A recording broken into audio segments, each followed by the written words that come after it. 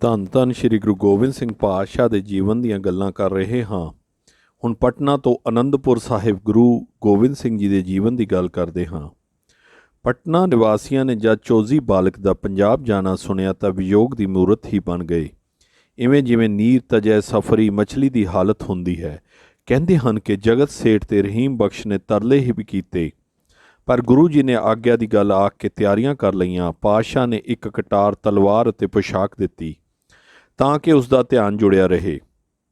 ਨਾਲ ਹੀ ਫਰਮਾਇਆ ਕਿ ਜਦ ਵੀ ਛੋਲੇ ਅਤੇ ਦੋਧੀ ਪੂੜੀਆਂ ਬੱਚਿਆਂ ਨੂੰ ਬਿਠਾਲ ਕੇ ਖਿਲਾਓਗੇ, ਉਹਨਾਂ ਵਿੱਚ ਬੈਠਾ ਖਾਂਦਾ ਮੈਨੂੰ ਹੀ ਪ੍ਰਤੀਤ ਕਰੋਗੇ। ਕਿਰਪਾਨ ਅਕਾਲ ਪੁਰਖ ਦੀ ਹੀ ਚਿੰਨ੍ਹ ਹੈ ਅਤੇ ਪ੍ਰਤੱਖ ਦਰਸ਼ਨ ਸੇਵਾ ਅਤੇ ਪਾਠ ਨਾਲ ਹੋ ਜਾਂਦੇ ਹਨ। ਰਹੀਮ ਬਖਸ਼ ਨੂੰ ਵਰ ਦਿੰਦੇ ਹੋਏ ਕਿਹਾ ਕਿ ਜਪ ਸਾਹਿਬ ਦੇ ਪਾਠ ਸਮੇਂ ਉਹ ਉਸ ਦੇ ਕੋਲ ਹੀ ਹੋਣਗੇ। ਸ਼ਿਵਦੱਤ ਨੂੰ ਰੋਜ਼ ਅੰਮ੍ਰਿਤ ਵੇਲੇ ਪ੍ਰਤੱਖ ਦਰਸ਼ਨ ਦੇਣ ਦੀ ਦਾਤ ਮਿਲ ਗਈ। ਜਗਤ ਸੇਠ ਦੀ ਮੁਕਤੀ ਤੇ ਭਗਤੀ ਦਾ ਵਰ ਦਿੱਤਾ।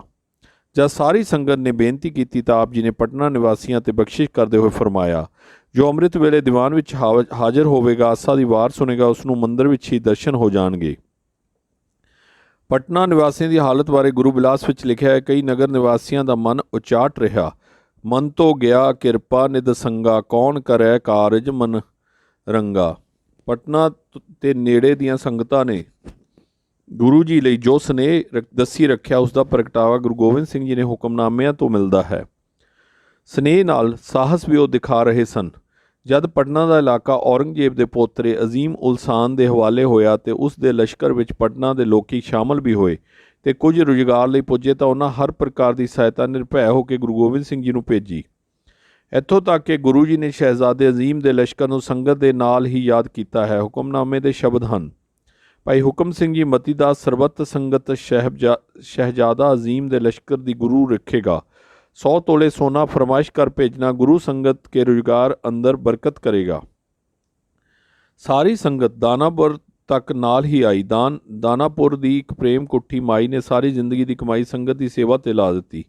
ਜਿਸ ਹਾਂਡੀ ਵਿੱਚ ਉਸ ਗੁਰੂ ਜੀ ਲਈ ਖਿਚੜੀ ਬਣਾਈ, ਉਹ ਮਾਈ ਨੇ ਸਾਂਭ ਕੇ ਰੱਖੀ ਤੇ ਉਸ ਦਾ ਘਰ ਧਰਮਸ਼ਾਲਾ ਬਣ ਗਿਆ ਤੇ ਹਾਂਡੀ ਵਾਲੀ ਸੰਗਤ ਕਰਕੇ ਸਥਾਨ ਪ੍ਰਸਿੱਧ ਹੋਇਆ। ਦਾਨਾਪੁਰ ਹੀ ਗੁਰੂ ਹਰ ਰਾਏ ਜੀ ਲੰਮੇ ਸਮੇਂ ਤੋਂ ਇੱਕ ਭਗਤਗਿਰੀ, ਜੋ ਪਹਿਲਾਂ ਬੁੱਧ ਧਰਮ ਦਾ ਪ੍ਰਚਾਰ ਕਰਦਾ ਸੀ, ਗੁਰੂ ਜੀ ਦੀ ਸੰਗਤ ਨਾਲ ਸਿੱਖੀ ਪ੍ਰਚਾਰ ਕਰਨ ਲੱਗਾ ਸੀ, ਆ ਕੇ ਮਿਲਿਆ। ਦਾਨਾਪੁਰਾ ਤੋਂ ਆਰਾ ਡੁਮਰਾ ਜੰਕਸ਼ਨ ਬਕਸਰ ਤੋਂ ਹੁੰਦੇ ਹੋਏ ਸੰਗਤਾਂ ਸਮੇਤ ਛੋਟਾ ਮਿਰਜ਼ਾਪੁਰ ਅੱਪੜੇ। 4 ਦਿਨ ਛੋਟਾ ਮਿਰਜ਼ਾਪੁਰ ਟਿਕਾਣਾ ਰੱਖਿਆ ਤੇ ਉੱਥੋਂ ਕਾਸ਼ੀ ਆਏ। ਬਨਾਰਸ ਗੁਰੂ ਜੀ ਦਾ ਆਉਣਾ ਸੁਣ ਕੇ ਸੰਗਤਾਂ ਦੂਰ ਨੇੜੇ ਤੋਂ ਦਰਸ਼ਨਾਂ ਲਈ ਆਈਆਂ। ਬਨਾਰਸ ਦੀ ਸੰਗਤ ਕਾਫੀ ਪ੍ਰਸਿੱਧ ਸੀ।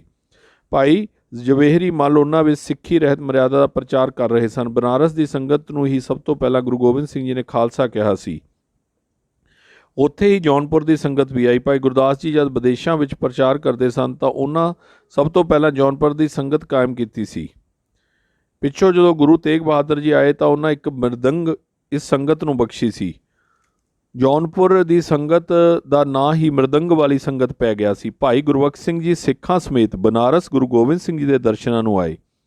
ਜਦ ਬਨਾਰਸ ਦੇ ਕੁਝ ਪੰਡਤਾਂ ਨੇ ਸ਼ੰਕਾ ਪ੍ਰਗਟ ਕੀਤਾ ਕਿ ਗੁਰੂ ਕਿਉਂ ਦਾਨ ਲੈਂਦੇ ਹਨ ਜਦ ਕਿ ਇਹ ਹੱਕ ਤਾਂ ਬ੍ਰਾਹਮਣ ਦਾ ਹੈ, ਤਾਂ ਦਸ਼ਮੇਸ਼ ਜੀ ਨੇ ਕਿਹਾ ਕਿ ਇਹ ਕੋਈ ਨਿਰਭੈ ਜਾਂ ਲਾਲਚ ਵਿੱਚ ਦਿੱਤਾ ਦਾਨ ਨਹੀਂ, ਦੇਣ ਦੀ ਰੁਚੀ ਪੈਦਾ ਕਰਨ ਲਈ ਹੈ ਤੇ ਫਿਰ ਇਹ ਲੋਕਾਂ ਦਾ ਹੈ ਤੇ ਲੋਕਾਂ ਲਈ ਹੀ ਲੱਗਦਾ ਹੈ। ਜਲ ਵਾਂਗ ਹੈ, ਬੂਟਾ ਜਲ ਲੈਂਦਾ ਹੈ ਤੇ ਦਿੰਦਾ ਮਿੱਠਾ ਫਲ ਹੈ। ਬਨਾਰਸ ਤੋਂ ਆਪ ਜੀ ਪ੍ਰਯਾਗ ਤੇ ਫਿਰ ਅਯੁੱਧਿਆ ਪੁੱਜੇ। ਪ੍ਰਯਾਗ 10 ਦਿਨ ਇਸ਼ਰਾਮ ਕੀਤਾ। ਅਯੁੱਧਿਆ ਲਾਗੇ ਹੀ ਭਾਈ ਬਿਧੀ ਚੰਦ ਜੀ ਦੇ ਸੁੰਦਰ ਸ਼ਾਹ ਦੀ ਇਕੱਠੀ ਸਮਾਧ ਤੇ ਕਬਰ ਸੀ। ਅਯੁੱਧਿਆ ਦਰਸ਼ਨਾਂ ਲਈ ਉਮੜ ਪਈ। ਸ੍ਰੀ ਗੁਰੂ ਕੇ ਦਰਸ਼ਨ ਕੀ ਧਾਰੀ, ਉਮੜ ਓਦ ਪੂਰੀ ਬਰਸਾਰੀ। ਉੱਥੋਂ ਆਪ ਜੀ ਲਖਨਊ ਨੀਮ ਖਾਰਨ ਪੁੱਜੇ। ਭਗਤ ਭਗਵਾਨ ਨੇ ਬਹੁਤ ਸਤਿਕਾਰ ਕੀਤਾ। ਆਪ ਜੀ ਇੱਕ ਅੰਦਾਜ਼ੇ ਮੁਤਾਬਕ ਲਖਨਊ 2 ਮਹੀਨੇ ਰਹੇ। ਟੁਰਦੀ ਵਾਰੀ ਆਪ ਜੀ ਨੇ ਭਗਤ ਭਗਵਾਨ ਨੂੰ ਇੱਕ ਤਲਵਾਰ ਬਖਸ਼ੀ। ਲਖਨਊ ਵਿੱਚ ਵੀ ਸੰਗਤ ਬਣ ਗਈ। ਲਖਨਊ ਤੋਂ ਆਪ ਜੀ ਕਾਨਪੁਰ ਤੇ ਬਠੂਰ ਗਏ। ਬਠੂਰ ਇੱਕ ਪੁਰਾਤਨ ਬੀੜ ਵੀ ਹੈ ਜਿਸ ਤੇ ਗੁਰੂ ਜੀ ਦੀ ਮੋਹਰ ਛਾਪ ਹੈ। ਬਠੂਰ ਤੋਂ ਕਨੌਜ ਪੁੱਜੇ। ਕਨੌਜ ਹੀ ਸੰਸਾਰ ਪ੍ਰਸਿੱਧ ਮਦਾਰ ਦੀ ਕਬਰ ਹੈ। ਉੱਥੋਂ ਹੀ ਪਿੱਛੋਂ ਮਦਾਰ ਗੁਰੂ ਗੋਬਿੰਦ ਸਿੰਘ ਜੀ ਪਾਸ ਆਨੰਦਪੁਰ ਆਇਆ ਸੀ। ਉੱਥੋਂ 84 ਟੁੰਡਲਾ ਤੋਂ ਆਗਰਾ ਪੁੱਜੇ। ਔਰੰਗਜ਼ੇਬ ਉਸ ਸਮੇਂ ਆਗਰਾ ਨਹੀਂ ਸੀ। ਆਗਰੇ ਤੋਂ ਜਦ ਮਥੁਰਾ ਆਏ ਤਾਂ ਬ੍ਰਿਜ ਲਾਲ ਚੋਬੇ ਨੇ ਸਤਿਕਾਰ ਕੀਤਾ। ਬ੍ਰਿੰਦਾਵਨ ਤੇ ਅਲੀਗੜ੍ਹ ਹੁੰਦੇ ਹੋਏ ਹਰਿਦੁਆਰ ਕਨਖਲ ਗਏ। ਗੁਰੂ ਅਮਰਦਾਸ ਜੀ ਦੇ ਅਸਥਾਨ ਤੇ ਵੀ ਕੁਝ ਚਿਰ ਟਿਕੇ। ਉੱਥੋਂ ਸੰਬਲਪੁਰ ਭਗਵਾਨਪੁਰ ਬੁੜੀਏ ਜਗਾਦਰੀ ਪੁੱਜੇ। ਔਰੰਗਜ਼ੇਬ ਨੇ ਉਚੇਚਾ ਹੁਕਮ ਬੁੜੀਆਂ ਦੇ ਗੁਰੂ ਅਸਥਾਨ ਨੂੰ ਢਾਉਣ ਦਾ ਦਿੱਤਾ ਸੀ।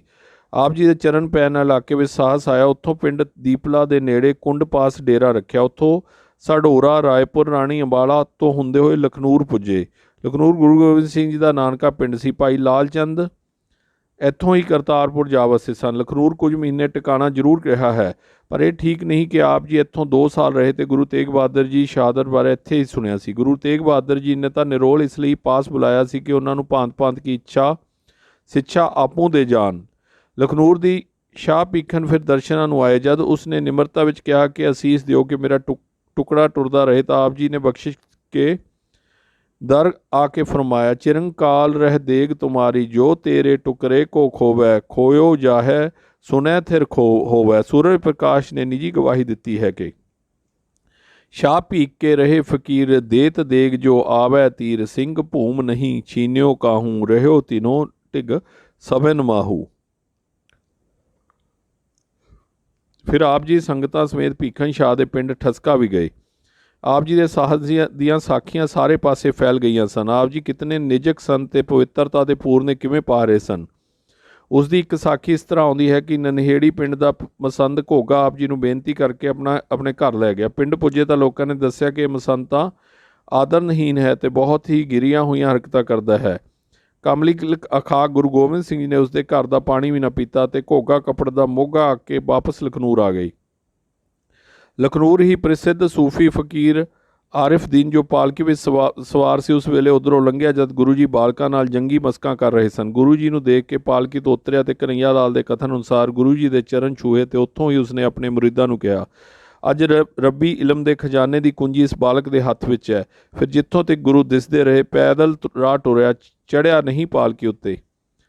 ਐਸਾ ਅਦਬ ਉਸ ਕਰਿਆ, ਗੁਰੂ ਜੀ ਮਿਹਰਾਂ ਕਰਕੇ ਬਖਸ਼ਿਸ਼ਾਂ ਬਣਦੇ ਭੂਸਤਲ ਮਹਦੋ ਭਾਣੋ ਖੇੜੀ ਸੂਲਰ ਪਿੰਡ ਤੱਕ ਵੀ ਹੋ ਆਉਂਦੇ। ਲਖਨੂਰ ਵਿੱਚ ਮਾਤਾ ਗੁਜਰੀ ਦਾ ਖੂਹ ਹੈ ਜਿਸ ਦਾ ਜਲ ਮਿੱਠਾ ਹੈ ਅਤੇ ਬਾਕੀ ਸਭ ਖੂਹਾਂ ਦਾ ਹੁਣ ਤੱਕ ਖਾਰਾ ਹੈ ਤੇ ਦਾਲ ਨਹੀਂ ਗਲਦੀ। ਜਦ ਤੱਕ ਮਾਤਾ ਜੀ ਦੇ ਖੂਹ ਵਿੱਚ ਜਲ ਨਾ ਪਾਇਆ ਜਾਏ। ਨੇੜੇ ਨਿਸੰਬਲੀ ਇੱਕ ਸ਼ਤੀਰ ਹੈ ਜਿਸ ਨੂੰ ਗੁਰੂ ਜੀ ਦੀ ਛੂਹ ਪ੍ਰਾਪਤ ਹੈ, ਜਿਸ ਦੀ ਹੁਣ ਤੱਕ ਸਹੀ ਪਮਾਇਸ਼ ਨਹੀਂ ਹੋ ਸਕੀ। ਗੁਰੂ ਦੀ ਗਤੀ ਕੌਣ ਜਾਣ ਸਕਦਾ ਹੈ। ਲਖਨੂਰ ਤੋਂ ਰਾਣੋ ਮਾਜਰਾ ਤੋਂ ਅਨੰਦਪੁਰ ਕਲੌੜ ਹੁੰਦੇ ਹੋਏ ਰੋਪੜ ਦੇ ਆਰੰਭ ਵਿੱਚ ਪੁੱਜੇ। ਉੱਥੇ ਹੀ ਮੌਲਾ ਸ਼ਾਹ ਮਿਲਿਆ ਜਿਸ ਅਨੰਦਪੁਰ ਮਹਿਲ ਤੋਂ ਸਰਾਵਾਂ ਉਸਰਦੇ ਵੇਖ ਸ਼ੰਕਾ ਕੀਤਾ ਸੀ, ਜਿਸ ਦੇ ਘਰ ਜਿੰਨੀ ਚਲਨ ਜਾਣਿਆ ਸੇ ਕਿਉਂ ਕਰਹਿ ਬਿਥਾਰ ਦਾ ਨਿਤ ਉਪਦੇਸ਼ ਦਿੱਤਾ ਜਾਂਦਾ, ਉੱਥੇ ਪਸਾਰਾ ਕਿਉਂ। ਤਾਂ ਗੁਰੂ ਤੇਗ ਬਹਾਦਰ ਜੀ ਨੇ ਸਮਝਾਇਆ ਸੀ ਕਿ ਇਹ ਸਭ ਲੋਕ ਹਿੱਤ ਹੈ, ਪਰਉਪਕਾਰੀ ਲਈ ਹੈ। ਜਿਵੇਂ ਬਾਲਕ ਇੱਟਾਂ ਨਾਲ ਖੇਡਦੇ ਘਰ ਬਣਾਉਂਦੇ ਤੇ ਸ਼ਾਮ ਹੋਈ ਤੱਕ ਘਰੇ ਚਲੇ ਗਏ, ਐਵੇਂ ਗੁਰੂ ਸਾਹਿਬ ਖੇਲ ਮਾਤਰ ਹੀ ਕਰ ਰਹੇ ਹਨ। ਉਸਨੇ ਗੁਰੂ ਗੋਬਿੰਦ ਸਿੰਘ ਜੀ ਦੀ ਚਰਨ ਬੋਸੀ ਕੀਤੀ ਤੇ ਮੰਨਿਆ ਕਿ ਉਹ ਭਾਵੇਂ ਕਿਤਨੀ ਯਾਦ ਵਿੱਚ ਸੀ ਪਰ ਉਸ ਵਿੱਚ ਸਵਾਦ ਨਹੀਂ ਸੀ। ਹੁਣ ਉਸ ਦੀ ਯਾਦ ਵਿੱਚ ਨਿਰਾਲਾ ਹੀ ਰਸ ਆਉਂਦਾ ਹੈ।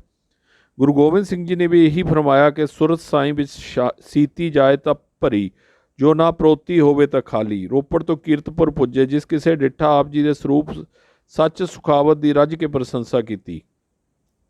ਬਾਬਾ ਸੂਰਜਮਲ ਨੇ ਵੀ ਆਦਰ ਕੀਤਾ। ਗੁਰੂ ਹਰਕ੍ਰਿਸ਼ਨ ਜੀ ਦੀ ਮਾਤਾ ਕ੍ਰਿਸ਼ਨ ਕੌਰ ਜੀ ਤਾਂ ਸਦਕੇ ਹੀ ਹੁੰਦੇ ਰਹੇ। ਮਾਖੋਵਾਲ ਤੋਂ ਕਈ ਬਸੰਤ ਤੇ ਮੁਖੀਏ ਗੁਰੂ ਜੀ ਨੂੰ ਅੱਗੇ ਲੈਣ ਆਏ। ਮਹਿਮਾ ਪ੍ਰਕਾਸ਼ ਦਾ ਲਿਖਾਰੀ ਲਿਖਦਾ ਹੈ ਕਿ ਜਦ ਆਪ ਜੀ ਨੇ ਆਪਣੇ ਪਾਵਨ ਚਰਨ ਚੱਕ ਨਾਨਕੀ ਮਾਖੋਵਾਲ ਪਾਏ ਤਾਂ ਸਰਸਾ ਕੰਡੇ ਖਲੋ ਕੇ ਆਨੰਦ ਸਾਹਿਬ ਦੀਆਂ 5 ਪੌੜੀਆਂ ਪੜ੍ਹੀਆਂ ਤੇ ਫਰਮਾਇਆ ਕਿ ਇਸ ਨਗਰ ਦਾ ਨਾਮ ਆਨੰਦਪੁਰ ਹੋਇਆ। ਇਹ ਵਾਰਤਾ ਬਹੁਤ ਪੁਰਾਣੀ ਹੈ। ਗੁਰੂ ਤੇਗ ਬਹਾਦਰ ਜੀ ਨੇ ਪ੍ਰਸੰਨ ਹੋ ਕੇ ਨਗਰ ਦਾ ਨਾਮ ਆਨੰਦਪੁਰ ਹੀ ਕਰ ਦਿੱਤਾ। ਸਭ ਪਾਸੇ ਕਲਗੀਧਰ ਦੀ ਸੁੰਦਰਤਾ, ਸੱਚਾਈ, ਸਖਾਵਤ, ਸੁਹਿਰਦਤਾ, ਸਬਰੂਪ, ਸਥਿਤੀ, ਟਿਕਾਊ ਅਤੇ ਸਰਬ ਗੁਣਾਂ ਦੀ ਸ਼ੋਅ ਫੈਲ ਗਈ। ਵਾਹਿਗੁਰੂ ਜੀ ਕਾ ਖਾਲਸਾ, ਵਾਹਿਗੁਰੂ ਜੀ ਕੀ ਫਤਿਹ।